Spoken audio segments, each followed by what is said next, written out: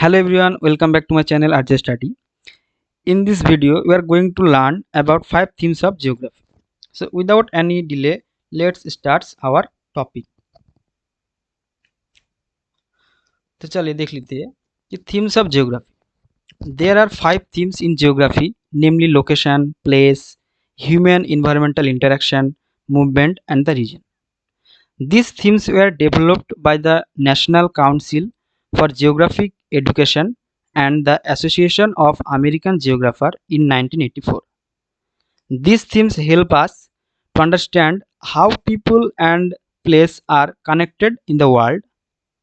These themes are connected with one another. तो चलिए देख लेते हैं कि हर एक चीज़ का एक थीम होती है, वैसा ही जियोग्राफी सब्जेक्ट का भी एक थीम है। चलिए एक एग्जाम्पल के द्वारा देख लेती है कि थीम होती क्या है। मान लो इन्वायरमेंटल हेल्थ का एक प्रोग्राम हो रहा है जिसका थीम है oxygen plant. So everyone can easily understood the importance of oxygen in this pandemic situation through the message of the theme. तो उस थीम को देखकर ये मालूम होता है कि जो ऑक्सीजन है ना, उसका क्या इम्पोर्टेंस है इन पैंडेमिक सिचुएशन में। तो इस चीज़ को बताने की कोशिश हुआ है यहाँ पे। तो वैसे जियोग्राफी सब्जेक्ट का जो 5 थीम्स है वो ये बताने की कोशिश करती है कि जियोग्राफी में क्या पढ़ाया जाती है, जियोग्राफी किस चीज़ को लेकर डील्स करती है, हम डेली लाइफ में जियोग्राफी को कैसे उपयोग करती है। इन सारे चीज़ों को एक साथ जियोग्राफी इन सारी चीज़ों के साथ साथ जियोग्राफी सब्जेक्ट का एक बेसिक नॉलेज गेन किया जाती है। तो चलिए देख लेती है। तो मैंने यहाँ पे लिखा मिस्टर हेल्प, एक शॉर्टकट ट्रिक है जो 5 थीम्स ऑफ जियोग्राफी को याद करने में हेल्प करेगी। तो देखिए यहाँ पे जो मिस्टर हेल्प है, तो एम यहाँ पे stand for movement, R stand for region, H stand for human environment, H and E human environment interaction, and L stand for location and P stand for place. तो mister help, ठीक है, mister help इस word को अच्छे तरह से याद कर लेना। तो चलिए आगे देखते हैं। लोकेशन, तो location is defined as a particular place और position in terms of geography theme. Location refer to where a particular place is physically positioned on the surface of the earth. तो लोकेशन क्या बताती है कि earth surface में earth surface के ऊपर कोई भी स्पेसिफिक जगह को रिप्रेजेंट किया जाता है लोकेशन के द्वारा। And location has 2 types. तो लोकेशन के भी दो तरह की होती है, एक है एब्सोल्यूट लोकेशन एंड दूसरा है रिलेटिव लोकेशन। तो एब्सोल्यूट लोकेशन क्या है, चलिए देख लेते हैं। Absolute location shows the exact point on the earth surface where something is located. तो एब्सोल्यूट लोकेशन के द्वारा स्पेसिफिक अर्थ सरफेस की कोई भी एक स्पेसिफिक जगह को रिप्रेजेंट किया जाता है। कैसे? It is defined as a grid coordinate as the surface of the earth. तो ग्रिड कोऑर्डिनेट के द्वारा रिप्रेजेंट किया जाता है।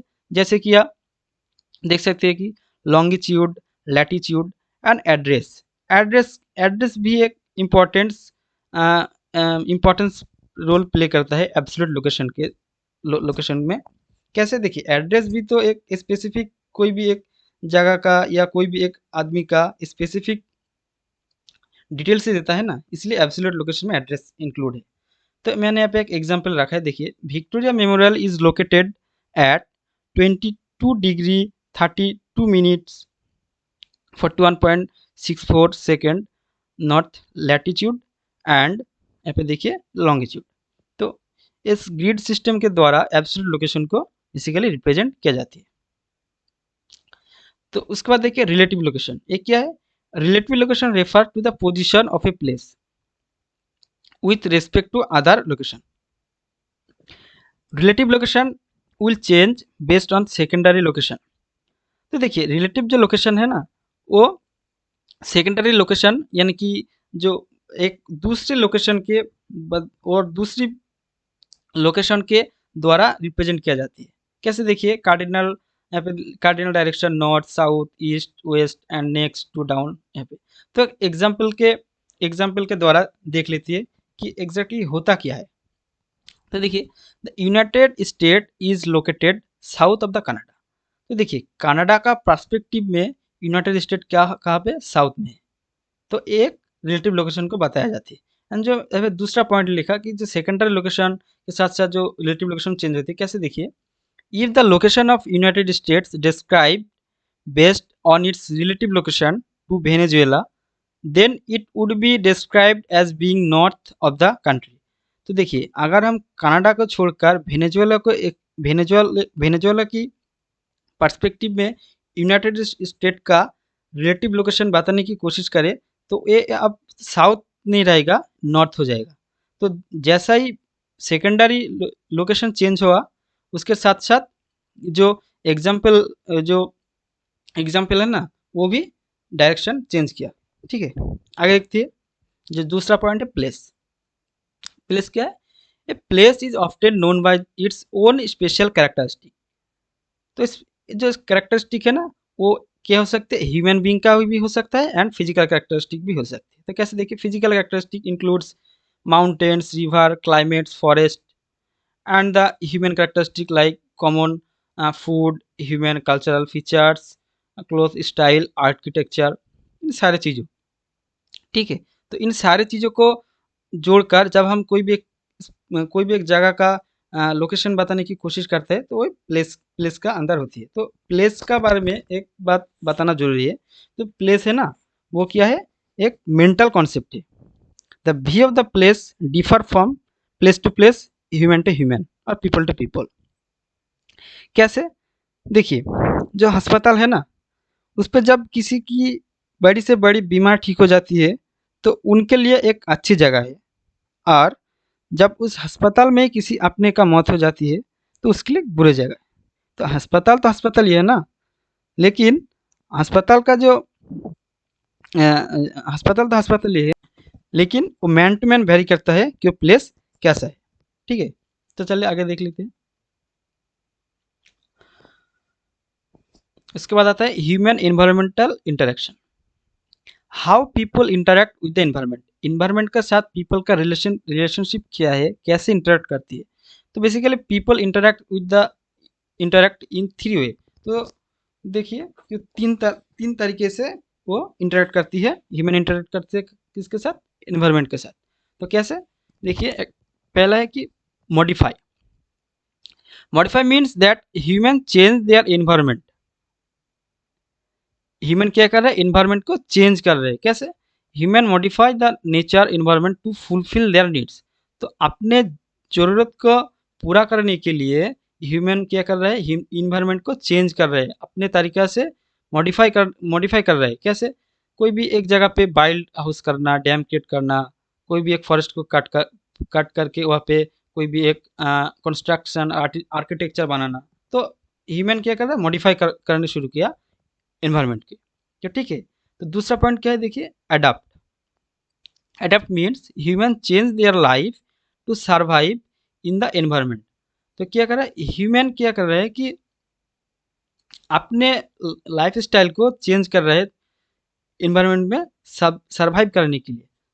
मान लीजिए कि जो डिजर्ट एरिया है और जो पोलर एरिया है वो सुइटेबल प्लेस नहीं है ह्यूमन के लिविंग के लिए, फिर भी वहाँ पे ह्यूमन लिविंग कर रहा है।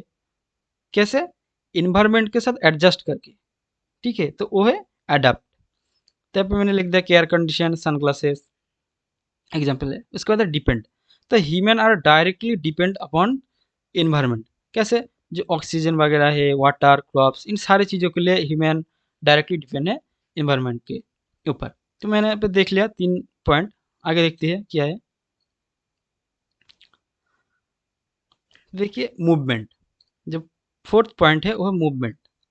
क्या, these themes of geography explain how people, goods and ideas move from one location to another।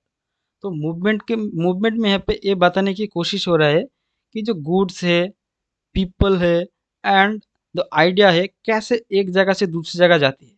तो बेसिकली यहाँ पे थ्री इंटरेक्शन के बारे में, मूवमेंट इंटरेक्शन के बारे में बताया गया है। देखिए, मूवमेंट ऑफ गुड्स, तो जो गुड्स है कैसे एक जगह से दूसरी जगह लेकर जाती है, ट्रक के द्वारा, शिप के द्वारा, प्लेन के द्वारा, ट्रेन के द्वारा, ठीक है। और मूवमेंट ऑफ पीपल कैसे हो रहा है, बस, कार, वॉकिंग, ट्रेन से भी होता है, बाइक।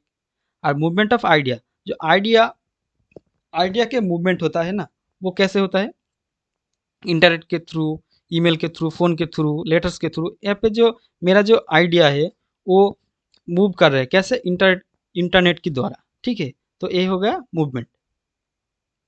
आगे देखते हैं रीजन। तो रीजन क्या है, देख लेते हैं कि रीजन होता क्या है। A region is an area on the earth's surface marked by the certain properties that are homogeneous inside and distinct from outside it. Unifying characteristic for regions can be physical, natural and cultural. तो देखिए basically reason क्या होता है कि region are the area that share the common characteristic, ठीक है। जो reason earth surface का एक एरिया है जिसमें होमोजेनियस कैरेक्टरिस्टिक्स को पाया जाती है। तो होमोजेनियस क्या है, होमोजेनियस क्या है कि देखिए कोई भी चीज़ जब एक प्रकार की होती है, ठीक है, उसको हम होमोजेनियस कहते हैं। तो हो देखिए उसके एग्जांपल के द्वारा देख लेते हैं कि region can be identified physical features such as land forms, climates, vegetation, etc. And देखिए regions can be based on the human characteristics, human traits like language, culture, religion, ठीक है।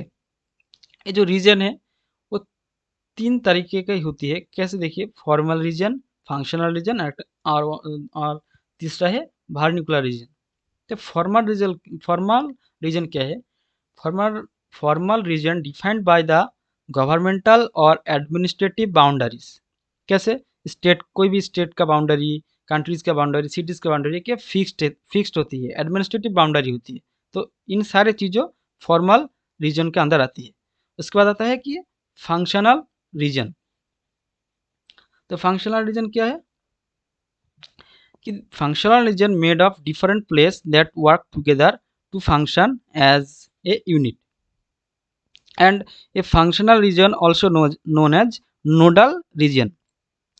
तो क्या है functional region, functional region relate to the central point by transportation, communication system और by economic और functional association. तो यहाँ पे मैंने एक एग्जाम्पल रखा हो, देखिए newspaper service area and the cell phone coverage area. तो क्या है, एक एग्जाम्पल है फंक्शनल रीजन के, ठीक है। आगे देखते हैं कि वर्नाक्युलर रीजन। वर्नाक्युलर रीजन एक बहुत इंपॉर्टेंट है, वह देख लीजिए, एक कॉन्सेप्चुअल रीजन है। कैसे, देखिए कि जो regions that reflect human feeling और एट्रीब्यूट्स, ठीक है, ए सेंस ऑफ प्लेस है। This region vary from place to place, person, sorry, place to place नहीं, पर्सन टू पर्सन होगा, ये पर्सन टू पर्सन वेरी करता है कि कैसे रिप्रेजेंट किया जा रहा है, ठीक है। तो तो और यहाँ पे एक बार एग्जाम्पल के द्वारा देख लेते हैं कि कैसे वर्नाक्युलर रीजन का एग्जाम्पल कैसे होगा। And this regions are no clear boundary. यहाँ पे जो फॉर्मल रीजन है ना, इसका एक बाउंड्री, एडमिनिस्ट्रेटिव बाउंड्री है, लेकिन ये वर्नाक्युलर रीजन में यहाँ पे कोई एडमिनिस्ट्रेटिव क्या बाउंड्री, क्लियर कट बाउंड्री नहीं है इसमें, ठीक है। तो एग्जाम्पल के द्वारा देख लेते हैं कि क्या होती है। The middle east is widely use term representing the countries in the middle east. तो मिडिल ईस्ट जो जो टर्म है ना, वो यूज़ किया जाता है मिडिल ईस्ट कंट्री को रिप्रेजेंट करने के लिए। However, not all of us know the complete list of the country. तो देखिए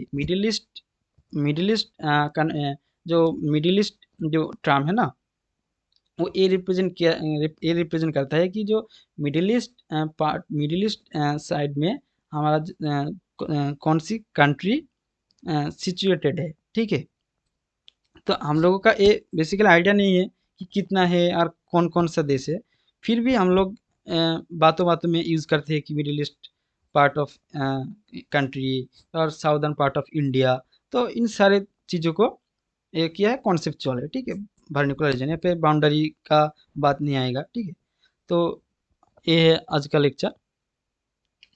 तो thanks for watching my video. मिलते हैं अगले वीडियो में।